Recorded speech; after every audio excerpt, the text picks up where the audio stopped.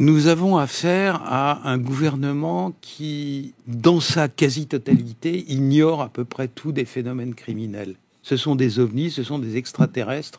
Alors, ils passent d'une position à une autre. Vous parlez du gouvernement ou des phénomènes Non, je parle du gouvernement et de son ignorance à peu près absolue des phénomènes criminels comme ceux de Crépol ou d'à peu près partout ailleurs en France. Cela fait des années que des phénomènes analogues se produisent. Ça n'est pas nouveau. Des phénomènes analogues à Crépol se produisent depuis des années ? Bien sûr, bien entendu. Alors, on en parle peu pour une raison bien simple, c'est que, en réalité, en France, le nombre d'homicides a peu augmenté. Il n'a pas augmenté beaucoup du fait d'un génie particulier de quiconque dans les sphères officielles et dans les divers gouvernements qui se sont succédés à la direction de la France.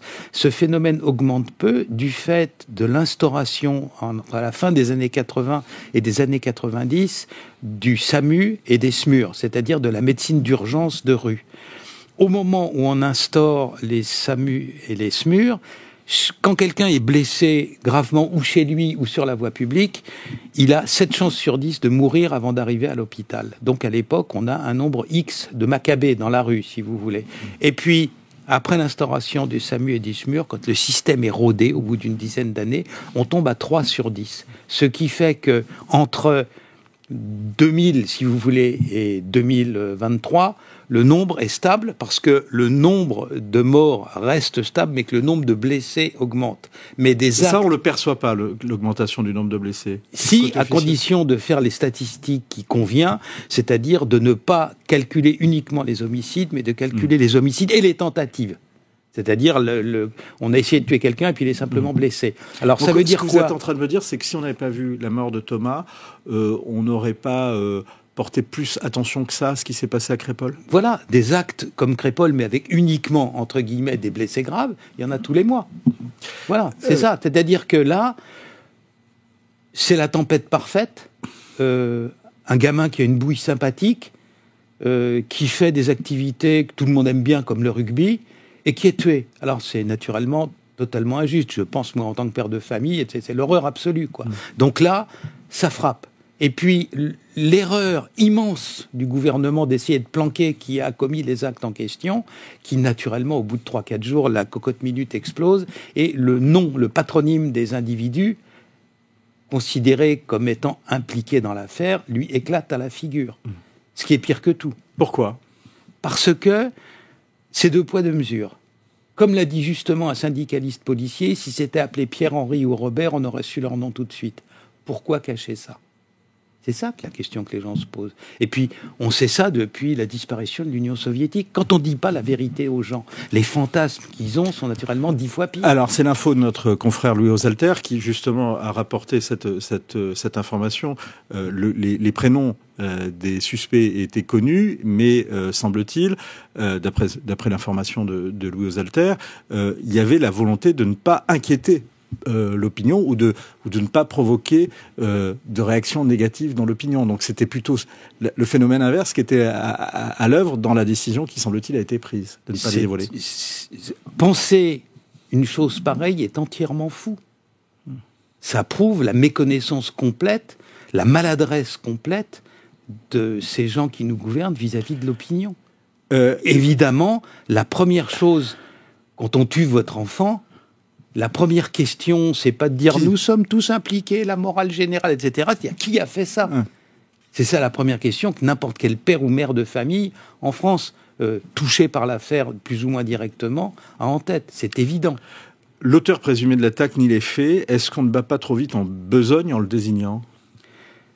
C'est toujours la même chose. À partir du moment où vous n'avez pas de caméra au-dessus de la tête, à partir du moment où personne n'a encore avoué, chacun dit ce qu'il veut. C'est pas moi, c'est l'autre. Dans les phénomènes de bande, c'est toujours la même chose. Et comme en France, il n'y a pas d'incrimination collective, ça se termine généralement par des verdicts en eau de boudin. Mais oui, mais il n'a pas avoué, mais l'autre n'a pas dit, mais ça peut pas être autre chose, etc. C'est ça. À l'heure actuelle, ce que cherchent les avocats, ils ont naturellement le droit d'être défendus. Tout le monde a le droit.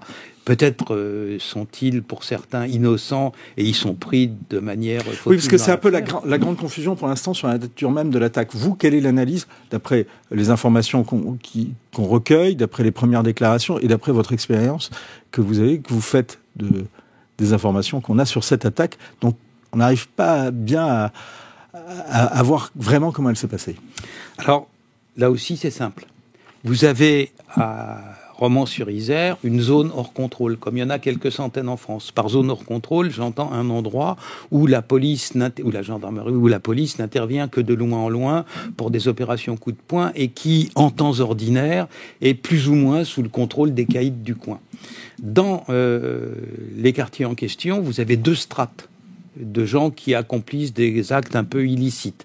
D'abord, vous avez une bande organisée qui tient le point de trafic de stupéfiants. Elle est régie par des règles criminelles. Il s'y passe quelque chose qui tient au crime organisé, c'est-à-dire plus de 3 individus partagent des responsabilités, partagent du butin. Et ça, c'est la bande du coin. La bande en question, le caïd interdit à ceux qui en font partie d'aller faire des zouaves, d'aller dans les balles de banlieue, de poignarder des gens, parce qu'ils peuvent attirer l'attention de la police sur le point de deal et donc nuire à sa rentabilité. Ça n'est pas à ce niveau-là que les choses se passent. Un cran en dessous, vous avez ceux qui rôdent autour. Alors c'est une espèce de meute. Les meutes en question, on les trouve dans des centaines de quartiers en France. Ils sont pas exactement dans la bande, mais ils essayent de se faire remarquer. Ils sont plus jeunes, ils essayent de se faire donner des petits jobs, etc. Et ces gens-là sont reliés les uns aux autres par des téléphones portables. Ce ne sont pas des bandes au sens où elles n'existent pas en permanence durablement comme celle qui tient le point de deal. Point de deal en argot des narcos s'appelle un four. Ceux qui tiennent le four, voilà, c'est une chose. Et puis il y a ceux qui tournent autour, qui sont plus jeunes, à qui on donne 50 € pour aller faire une petite mission, etc. Et typiquement, c'est ceux-là qui ont agi. Parce que ceux-là, ils sont pas sous contrôle de la bande elle-même. Ils sont à volo. Ils sont en contact les uns avec les autres et comme ils sont très jeunes, ils peuvent être très dangereux. N'oubliez pas qu'en Afrique, les guerres d'enfants sont des guerres extrêmement sanglantes. Rien n'est plus dangereux qu'un enfant qu'on laisse tuer. Alors je vous propose justement sur ce sujet d'écouter la maire de Romans-sur-Isère qui s'est exprimée. On l'écoute, on y revient. Moi, si je me suis engagée politiquement sur cette collectivité, c'est pas pour baisser les bras. Donc, je veux vraiment qu'on trouve des solutions ensemble, quoi. Vous avez l'impression aujourd'hui qu'à Romans-sur-Isère, il y a 2 France qui se font face à face ? Pas carrément. Je trouve que c'est un sentiment qu'on a au niveau national, c'est-à-dire qu'on retrouve très régulièrement les mêmes noms, les mêmes dispositions sur des jeunes qui jettent le trouble ou qui commettent des exactions. 2 questions par rapport à cette déclaration de la maire de Romans-sur-Isère. Avant de revenir sur ce qu'elle dit exactement, elle s'est exprimée également suite au rassemblement de militants d'ultra-droite ce week-end, alors que le préfet lui mettait, semblait-il, sur le même plan l'attaque de Crépol et la venue des militants d'ultra-droite. Elle a refusé de faire ce parallèle. Est-ce qu'elle a raison ? Je ne peux pas vous répondre, je ne suis pas professeur de sciences politiques, je suis criminologue.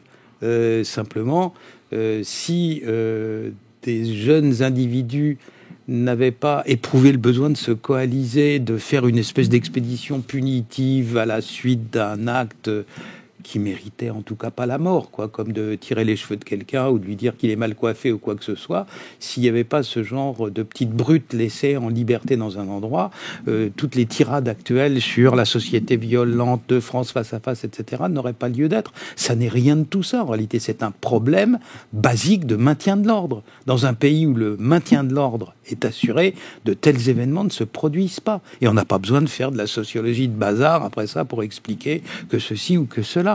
La brave mère, elle est naturellement... Vous vous rendez compte de la situation dans laquelle elle se trouve ? Elle dit, je veux qu'on trouve des solutions. Quelles sont les solutions ? C'est simple, ça s'appelle le maintien de l'ordre. Vous savez, c'est dans la réalité des choses... Pourquoi on n'y arrive pas ? Il faut demander à M. Darmanin, là. C'est lui qui est responsable de ces choses. Alors, je vais vous dire... votre analyse. Oui, bien entendu, mais moi, je vais vous répondre de mon point de vue. Il y a... C'est ce que je vous demande. C'est ce qu'on me demande, oui. Je sais. Il y a dans ce pays une cathédrale de textes, de papiers, qui ne sont jamais appliqués sur le terrain. Quand des gens tempêtent à la télévision en disant « c'est un assassinat » ou ceci, cela, les conséquences concrètes de tout ça n'arrive jamais dans le quartier de la Monnaie à Romans-sur-Isère. Mais parce que le maintien de l'ordre n'est pas assuré. Ça reste des propos théoriques, médiatiques, et ça n'arrive pas dans le concret des choses. Mais qu'est-ce qu'il faut pour que le maintien de l'ordre soit assuré? Est-ce qu'il faut des moyens? Est-ce qu'il faut de la volonté? Non, c'est une décision politique et rien de plus. Vous savez, j'ai enseigné pendant 15 ans à l'école des officiers de la gendarmerie nationale à Melun. En 2020, avant le Covid, là, j'ai assisté à une réunion. Les gendarmes savent faire ce genre de choses. Ils y sont prêts. Il faut des ordres. Ils ne les reçoivent pas. Vous donc ils doivent les recevoir du ministère de l'Intérieur, des préfets? La France, plus ou moins, est une monarchie ratée, mais donc ça émane du président de la République. Le président de la République dit tout ça est terminé dans 6 mois et les choses peuvent à 70% être terminées dans 6 mois. 70%, mais il restera 30% quand même. Et c'est la loi des rendements décroissants, monsieur. Vous le savez aussi bien que moi, c'est la fin qui est la plus difficile. Mais quand on a résolu un problème, vous vous rendez compte ? La malheureuse gamine à Marseille qui prend une balle dans la tête parce qu'elle est chez elle. Ou le père de famille à Dijon. Ou le père de famille à Dijon. Et s'il y a 70% d'actes comme ça en moins en France, vous voyez le soulagement. Justement, vous répondez à une question. Juste deux dernières questions, Xavier Hofer. Je vous demande d'aller vite. J'en suis désolé, c'est passionnant de vous entendre. C'est pour ça que vous avez invité. Première question. Comment vous analysez l'attitude de la justice, en particulier l'attitude du procureur dans cette affaire? Le procureur, il n'est pas indépendant. Il a des consignes. Il est relié directement au cabinet, au ministère de la Justice. Et donc, il fait comme on lui dit, quoi. Le pauvre. Vous savez qu'en France, la magistrature... Quand il appelle au calme, par exemple, suite aux manifestations de ce week-end, c'est un ordre venu d'en haut, selon vous?